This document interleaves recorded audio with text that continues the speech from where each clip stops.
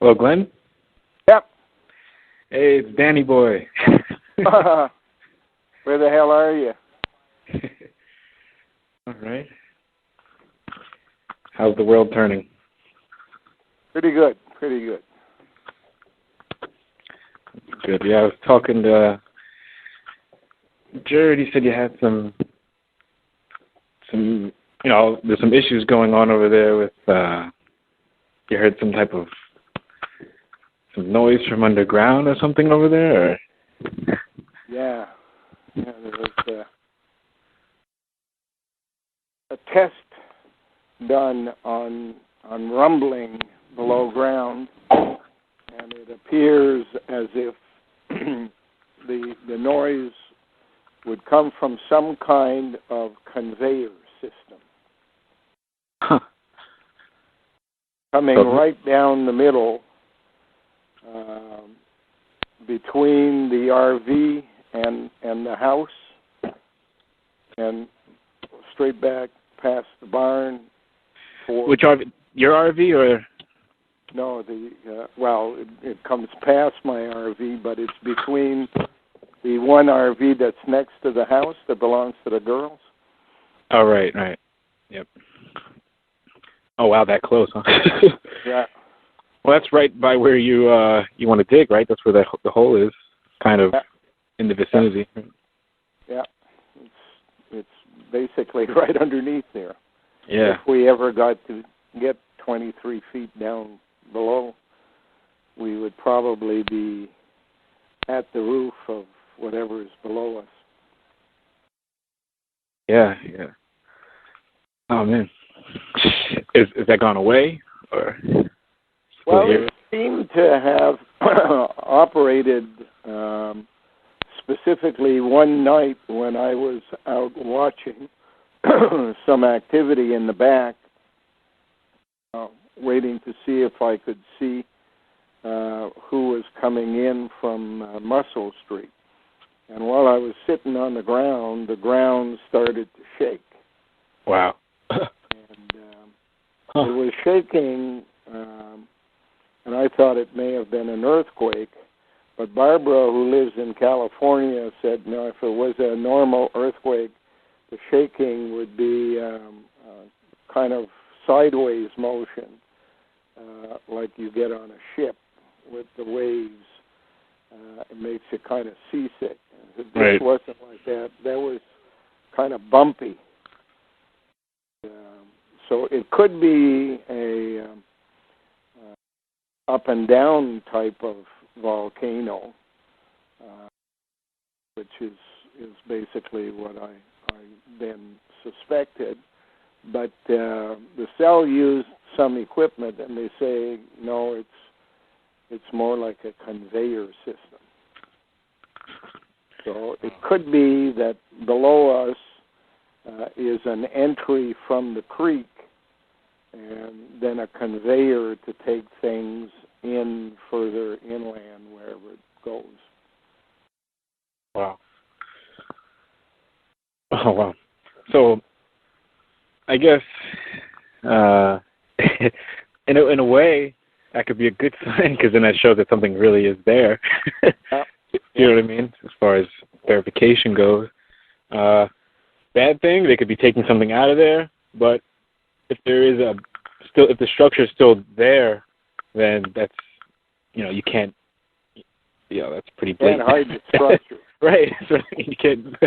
So regardless, it'll be a fine regardless. Yeah. I just hope that they're not taking things out of it. If they have access to it from down there already, or they're trying to create access. I don't know. Well, I would imagine that this stone underground extends to much of the area from here all the way out to the main highway 43 and beyond to the river. I don't know how much of it is taken up, but I suspect that the little railway station on the way to town is probably a drop-off point or a pickup point. It doesn't usually see any trains stop there during the day, but I'm told that it happens quite often at night. Oh, wow. And the trains have been studied because the whistle seems to be a coded message rather than just blowing that they're on their way. Like a Morse code type? Morse code type whistling. And it happens all night long. Scotty there, Tom from Scotland, tried to sleep outside one night, and he said he just couldn't get to sleep because of the whistles of the train. Oh, yeah, I remember him saying that. The other strange part about trains is that it's driven by a local motive. Motive is crazy. Yeah. Well, what I know about trains, when they're going over a crossing, I believe they have to hit the horn at least 4 times before, and then as they're approaching it, it's a hold, and it's like I think 2 or 3 rapid ones as they're going over it, and they hold it down as they're actually physically crossing the crossing. So it's just like 1, 1, 2, 1, 2, 3. When they get closer, they speed up, and you just hear the continuous one when they go through it. But we'd need somebody who understands Morse code to sit there one night and just listen, making notes. Yeah, we should get some type of recording device, and then at least have it on, and then you can. I know I've seen some of the tables where they, what the coded messages mean. I had a table when I was younger, but how many clicks this mean this or that, or alphabet or something like that. But so it'd be nice if we can get a recording of that, and then we can analyze it whenever. But or if they change. There's a job for you. Hey, there's a job for you. Yeah, yeah, definitely. I'd be curious to see if they change every night, or if it's the same one. If it's the same one, then maybe it's like, okay, that's, but if they're changing every night, then that would be something to think about, So, yeah. And of course, you're dealing with at the corner of the highway, turning into this area, it's Country Road 25. Right there's a little stone church. Perfectly well maintained outside, but never the appearance of any activity. When is it being used? It's about a kilometer away from the railway station. It's on the highway, therefore it could be used as a drop-off point, and stuff moved at night. Mm-hmm. There's also a big antique shop in a big red brick house in that area that could be part of that whole mechanism of loading and unloading stuff. I like to get a look at their basements, too. Yeah. Wow. Well, there's a house for sale across from the little church. It's a stone house. And Barbara and Frank from California have an interest in moving up here during the summertime and going back to California in the wintertime. Right. They're considering that corner house. It's a stone house that has just been renovated, and it was built in 1836, the original. But wow. It looks in pristine condition now that it's all renovated. Yeah, it was nice. Tom drove me by it on the way back one time. Right. So yeah, it was nice. Yeah. Needs landscaping, of course. Nobody's ever done any work outside there. But Barbara just loves that kind of stuff. She'll have her Zen garden everywhere. She would like to operate a kind of a bed and breakfast for people who are coming to seminars, because when they came for theirs, they weren't satisfied with the hotels in the area, and they would travel back and forth to Ottawa, to a hotel in Ottawa. So they thought it would be a great thing to have a bed and breakfast there, specially designed for people coming here. Yeah. Yeah, it's not that far either, so. Oh. Yeah, that would be more convenient and less crowded where you're at. You don't have to worry about certain things or people, you know. So, so I've had some conveniently, what's the word? Some events that took place on my computer that have, I don't know. I don't know if it's because information I get from you is on there or what, but one of my external hard drive, probably about $160 hard drive, fits about 1,000 gigabytes, right? Bought it maybe less than 2 months ago.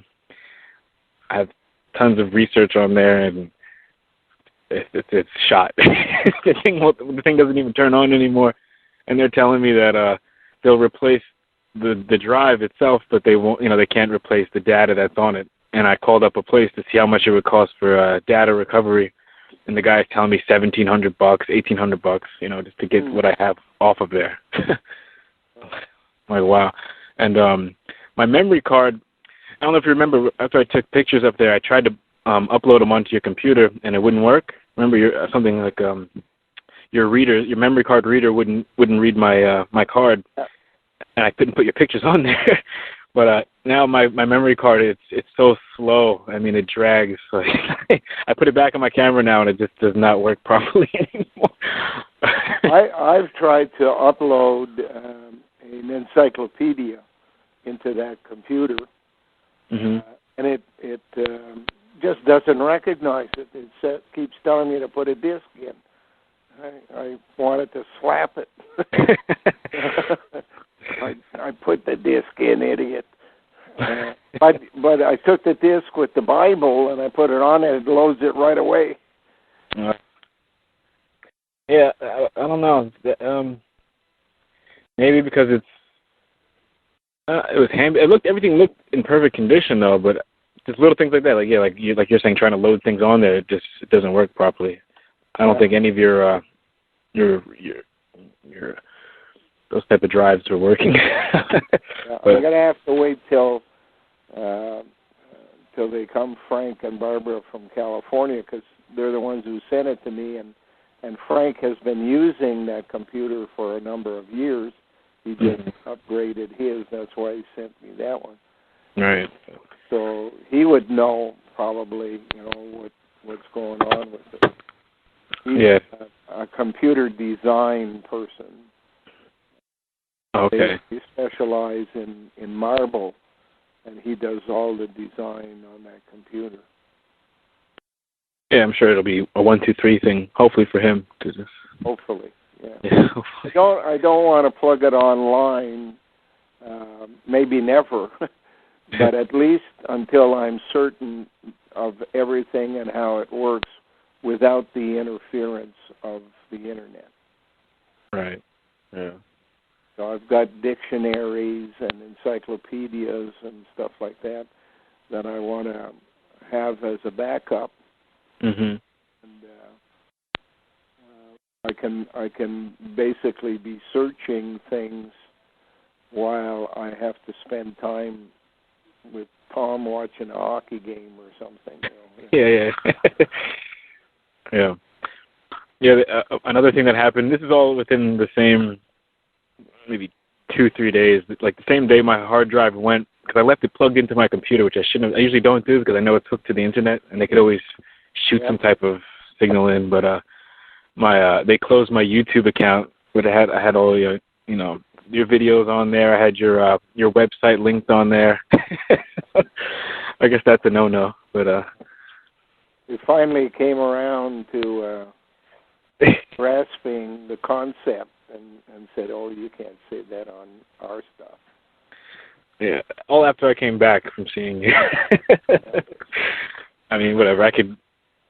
It won't stop me, It's just a pain in the butt, but I could work my way around that stuff. Does that mean that no one can access my video on YouTube? Oh no. I just had it backed up on your on my page, so because I had certain videos on my page that got a lot of views, or they get a lot of views daily. So if people click on my page, they can see your site. So maybe you'll get one straggler here and there that would read it. Yeah, was the intent, but so yeah. So other than that, actually, what I think another way how I've changed a little more since coming back is before I went up there, I was I guess I was more researching, or I was more researching the system more and things that you were saying, verifying it. But I think after going to the farm, it's more about creating or being in the mind of solutions instead of just trying to know what's going on. Now it's trying, okay, I know what's going on. I've read about it enough for a number of years, and now it's stopping it. Yeah. I think that's what changes. Why I think people need to get up there, because once you see it, you can visualize everything. You do the workshop, and then you can mentally see everything. You know what you're talking about, and then it's about, okay, enough with the. You can read about it forever. It'll never stop. There's so much stuff out there. One of the things that I've realized is that because they are in a mindset of ritual and ancient history and everything, in trying to locate exactly what it is they're working on, I have basically settled on the period from the Middle Kingdom to the New Kingdom in Egypt, and especially the story of Akhenaten. Primarily because the characters that are being attracted to CIPI all seem to have a relationship to the characters that appear in the story surrounding Nefertiti, Akhenaten, the Queen Tai, and their children, and all of that stuff. And it struck me when I was looking through the dictionary that the spelling of Akhenaten is different if you're really following the Egyptian translation. It starts with an I. I-K-A-N.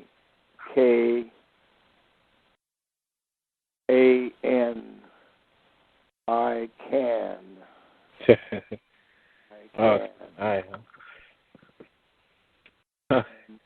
And that really blew my mind when I started looking at it. And it appears as if that is the point in time where they were transferring power from the male pharaoh to a female pharaoh who would not be a female. They didn't, of course, want a female running the show, but they had to make someone that looked feminine to be in the role of the pharaoh.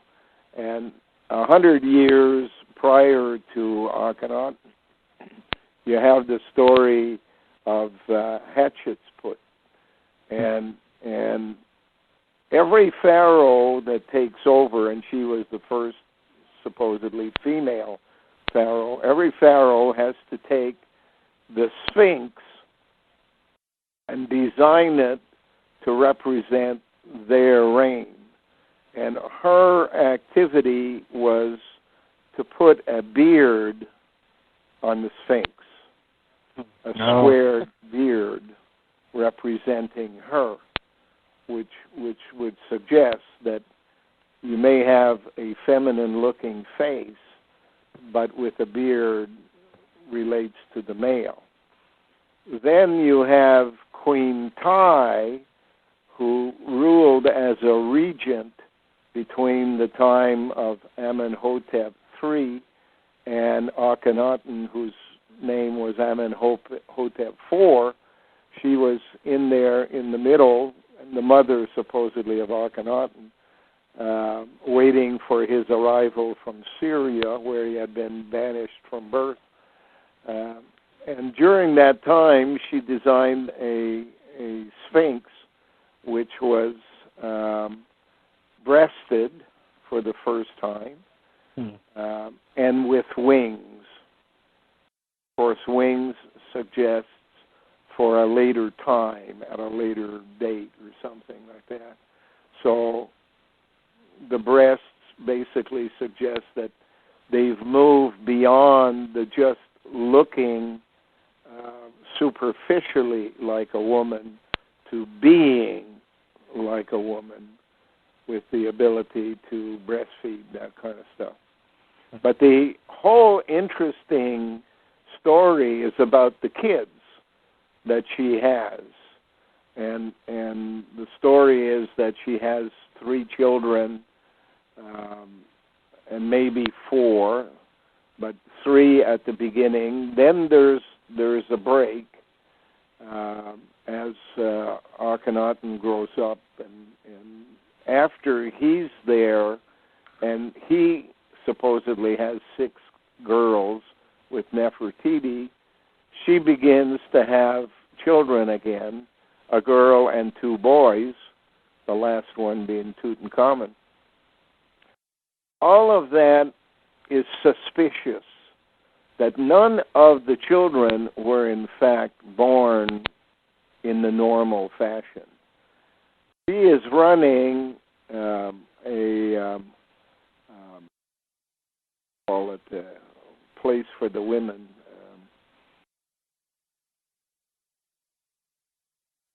a harem, supposedly for her husband Amenhotep III, and he's gay, and he doesn't want anything to do with women, except he had to have a queen, so they were basically married. But she was already married to her brother, and it seems as if none of the women in the harem ever had anything to do with the king, and yet babies are produced. So it's a little bit like the Latter-day Saints, or nuns in a nunnery, or Vestal virgins in the old days, where they're running a laboratory and the women there are acting as incubators. Yeah. And the conclusion that I came to is she not only took credit for giving birth to Akhenaten, but her brother, who was her first husband, takes credit for giving birth to Nefertiti. And I think both of them come directly out of the lab. And she disappears after making, Nefertiti disappears after making 6 girls, and that's when the queen comes back and takes over the baby-making process, gives birth supposedly to 1 girl, Bekhanaten, whose name is copied off of Akhenaten's second girl, who was Mekhenaten. Mekhenaten, I suggest, becomes Bekhanaten because she dies young, and they would use her DNA to make the second one and change it from M to B. The big change going on in Canada's banking system over the last 5 or 10 years has been the change of the name from Bank of Montreal to M Bank, and M to B linked in there as well. So it's a really interesting puzzle, that whole Akhenaten situation. Yeah. that deserves a lot more research. I say research because the searches have already been done. Yeah. Yeah. Well, their whole lifestyle suggests engineering anyway, with mummification, preserving the bodies like that, to be brought back again. Yeah. And a lot museums, mummies, all of that is all suggestive that mummies were the first mothers. Right. Mummy. Come behind the pyramid, I'll make you a mummy. That was one of the old jokes we had when we were kids. None of the girls fell for it because there was no pyramid around.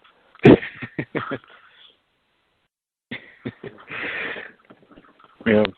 So it would have to be a mirrored pyramid as well, right? Like to hold up in the sand. Yeah, it has to be. And the others, the step pyramid, prove it. The structure doesn't stand up on soil. Right, yeah.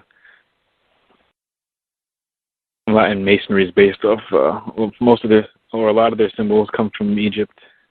Yeah. That and time. all of the activity at the Sphinx was that of an oracle. You know how that basically is supposed to work. Is there's a tripod. The woman is sitting on the tripod. It's over a hole in the ground. Mm-hmm. But this is inside the Sphinx, below ground. Oh. Okay. And she is getting, supposedly, messages from down below in some kind of speaking in tongues language. And she relates it to the priesthood, who then tell the people what was said. Now, when you put priests as middlemen, that's like having the New York Times telling you what the hell's going on. And they always put their turn on the interpretation, which has proven over time, to be bullshit most of the time. Yeah, a controlled spin. Yeah. So people would go and ask the oracle a question, an answer would come up, the priest interpret it, get paid the money, and, hey, rule the world by what you tell them. Yeah. No priesthood here. Yeah. No.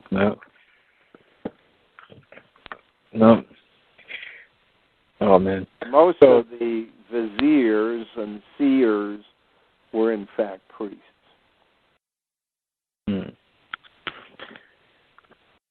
Oh. The middlemen, yeah. Yeah. Media.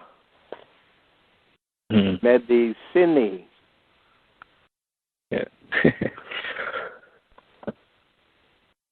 So, there's a lot of clicking going on this phone line here. I hear it. You must have all of Bell Canada working overtime. Little us, huh? I hope they hear properly and wake up before we're all dead. Yeah, right. They're starting to show those previews now for that 2012 movie. Remember the one I showed you on my phone? Yeah. Now it's on everywhere. I don't know. I think a lot of the problem is that people don't know how to read allegory. So even when they're watching a movie or reading a book, they don't know how to get that overstanding. Yeah.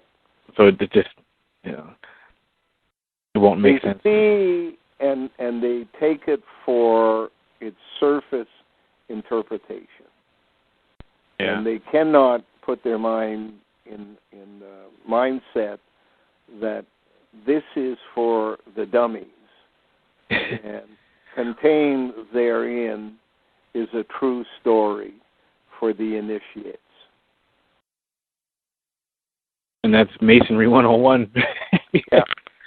And I don't know, a lot of the people that are trying to, because it doesn't matter the the masses. But even the people that are supposedly looking into this information, they're basically still the masses too. They're just on a different level, I guess. But they can't see it. They argue it as well. And how can you verify this? Like how can you not? Like how can you not see this? It's all around you, everywhere you look.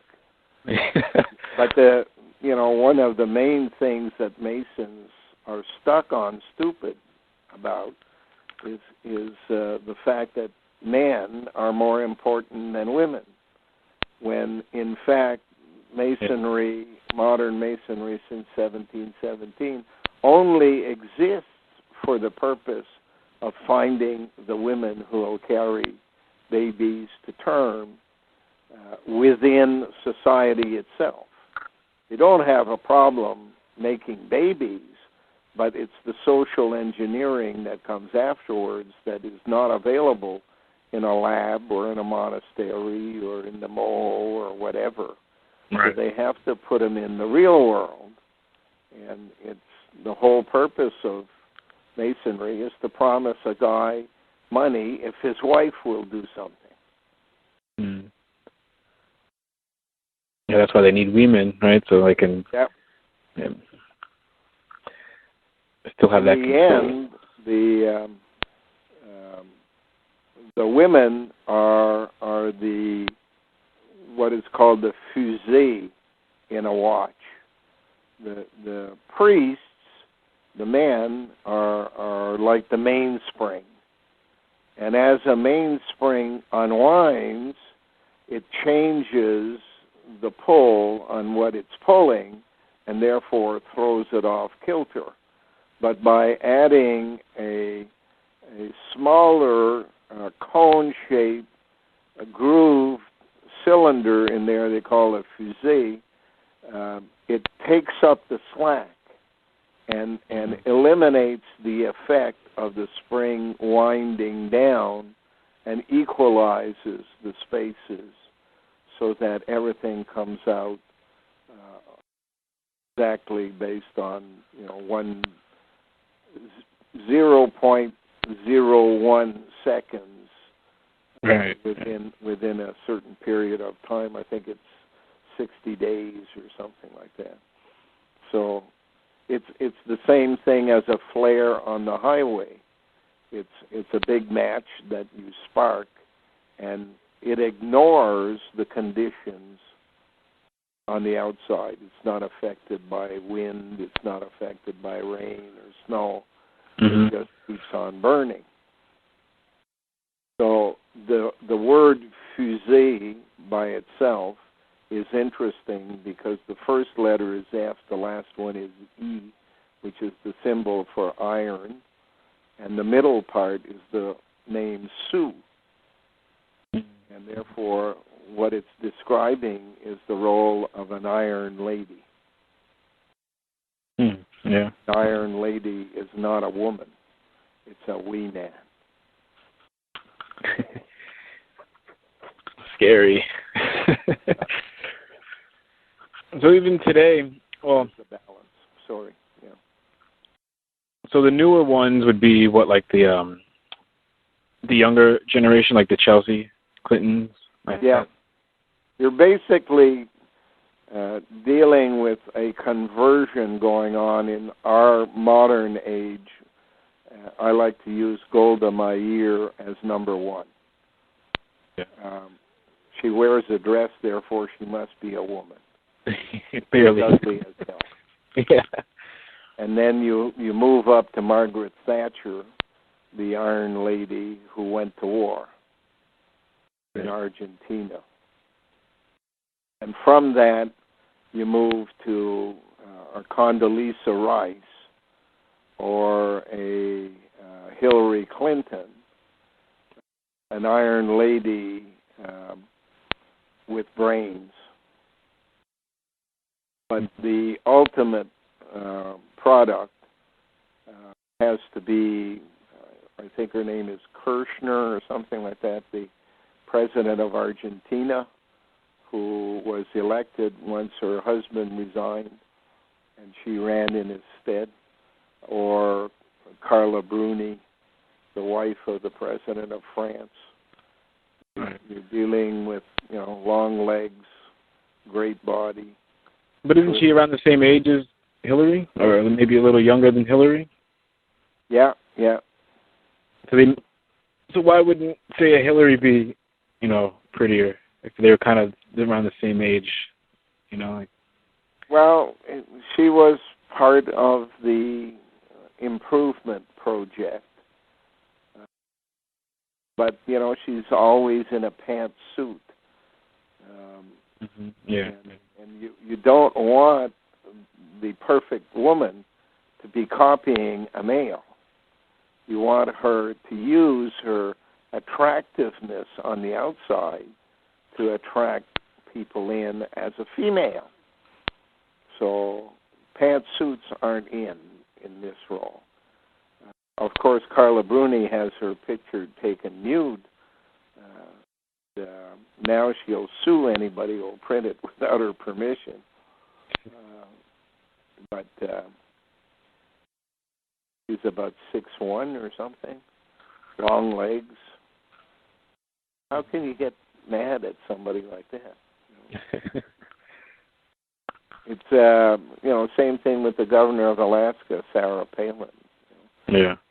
How many people, when you ask them, males especially, would say, I wouldn't vote for her. Most of the people would say, I'd vote for her if she let me out of bed. Yeah. Yes, that's the key. It's you get over all of the arguments if the person looks terrific. Yeah. Sex sells, right? Automotive industry has known that for years. Yeah. Reincarnation. Carnation. Yes. Control the carnation. Yeah. Rein them in. Yeah.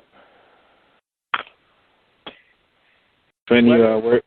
Huh? What else is going on in your life? Well, I'm still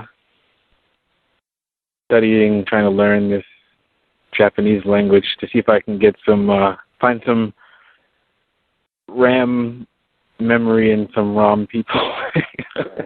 Did you ever put any of your music on a disc? No, not yet. I was filmed for this public access show a couple of weeks ago that aired, but I should be getting a copy of the DVD soon, but I've never actually went to a recording studio or, even if homemade, if you make one, send me one. I think it's a really intriguing sound. Yes. It probably has a purpose beyond just the notes. Yeah. It may have a physical thing. At least that's the sense I get when I was listening to it. They have a physical reason for existing. It's a little bit like the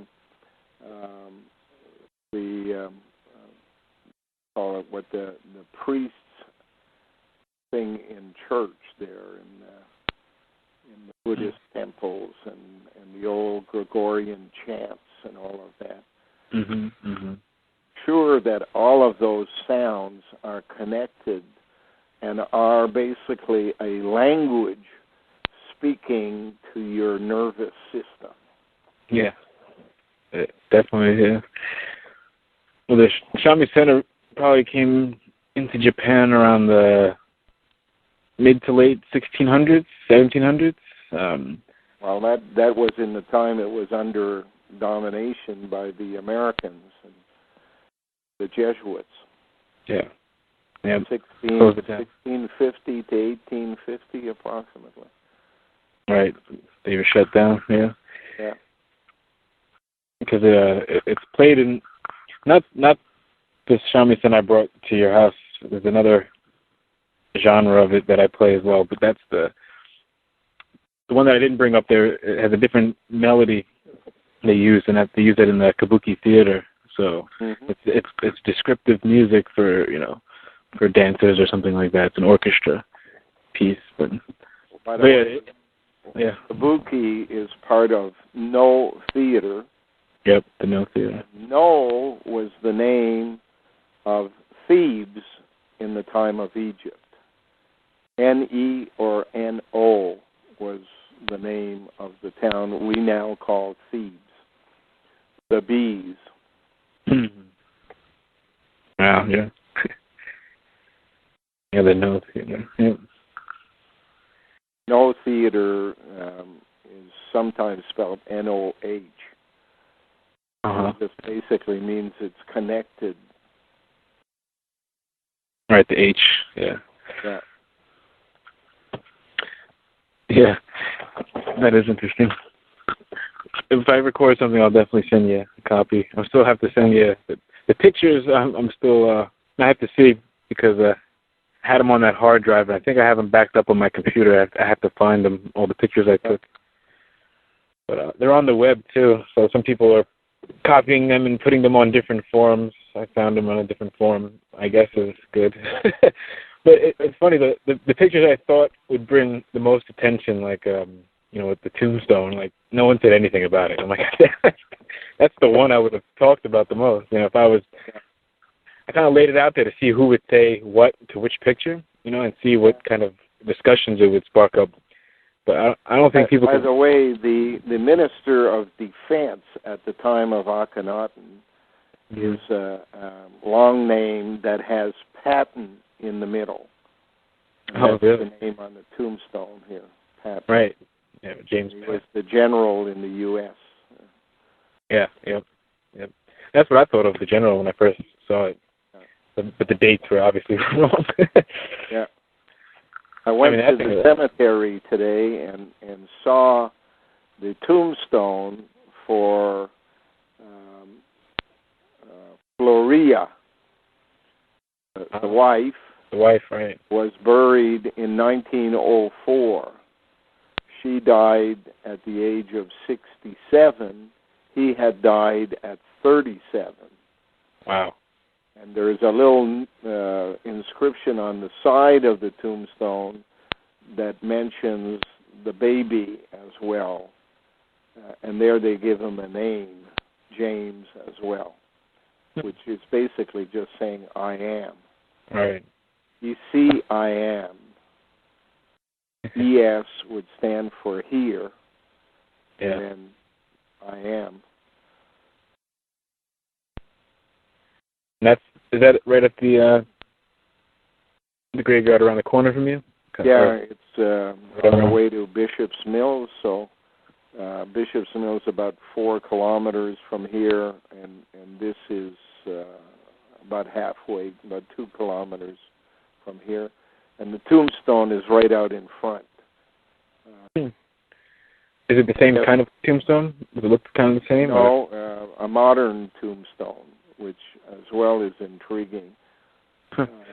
Who changed it? Who put it there? Heavy duty one. And it comes up. It's not like nowadays they have them kind of on the ground, just flat, flush with the. No. This one is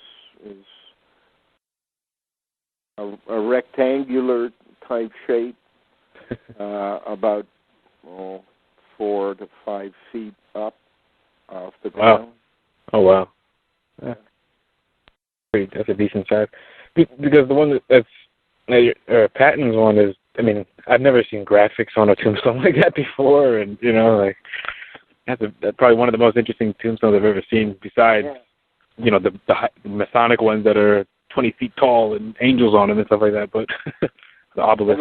I'd like to put this whole tombstone inside a screen, electronic scanner of some kind, to see if there's anything, in the base or on the side where it was broken at the bottom, or behind the black lettering.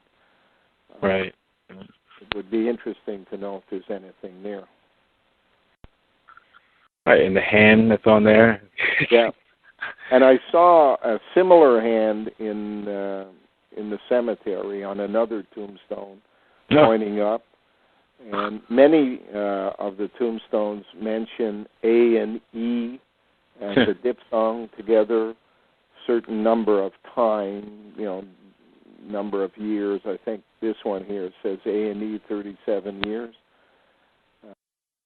There were different amounts of time attached to that A and E. So it must be E is the plan and A is the product. An A slave, A shaped, male, female linked together. Mm-hmm. The ladder. So it'd be interesting to go through that entire cemetery. It's not a large one, but it would still take half a day, I think, go from one tombstone to the other. I did see Masonic symbols on some of the tombstones. Compass and stuff. Right. In any event, Danny, I have to get ready because I'm going to get a call from Barbara in 10 minutes. Oh, okay. I have to bring out some stuff that she wants to know about on this Akhenaten business. Oh, cool. What her role is. And one of these days we'll have to define what your role was in that whole story. Once I have all of the names listed and what they did back then I can come back and marry them to what attracted people to the Institute here and what is their talent, what is their role in life, to see how it attaches to those things there. And according to the cell, it's linked to the phrase unfinished symphony. So they began the process, and we here are supposed to pick up and finish the process, whatever process one describes.